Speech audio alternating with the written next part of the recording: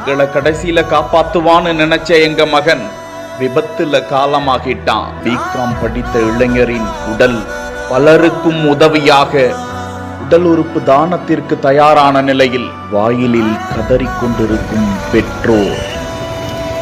21 வயதுடைய இளைஞர் சேதுபதி பிகாம் முடித்துவிட்டு விவசாய நிலங்களை குத்தகைக்கு எடுத்து விவசாயம் செய்து வந்திருக்கிறார். திருமணமான அந்த இளைஞருக்கு கடந்த மாதம்தான் ஆண் குழந்தை பிறந்திருக்கிறது. காந்திபுரம் அருகே உள்ள விவசாய தோட்டத்திற்கு கூலி தொழிலாளர்களுக்கு டீ வாங்கி கொடுப்பதற்காக தனது பைக்கில் உணவுப் பொருட்களை வாங்கி கொண்டு திரும்பிக் கொண்டிருந்த போது முன்னால் சென்று கொண்டிருந்த கார் திடீரென எதிரே வந்துவிட்ட முதியோர் மீது மோதாமல் இருக்க திருப்பிய போது சேதுபதி பக்கமாக கார் வர நிலை தடுமாறிய சேதுபதி கீழே விழுந்து படுகாயமடைந்தார். தலைப்பகுதி முழுவதும் படுகாயமடைந்து விட்டார். சேதுபதி மூளைச்சாவு அடைந்து விட்டார் என்ற அதிர்ச்சி தகவலை கொடுத்தனர். தொடர்ந்து மூளையில் இருந்து ரத்தம் கசிந்து கொண்டே இருக்கிறது என்றும் அவரை காப்பாற்ற முடியவில்லை என்றும் இருக்கும் உடல் உறுப்புகளை பிறருக்கு தானமாக வழங்கினால் பிறர் உயிர் பிழைப்பார்கள் என்ற தகவல் சேதுபதியின் மனைவி மற்றும் பெற்றோரிடம் கேட்டுக்கொள்ளப்பட்டது.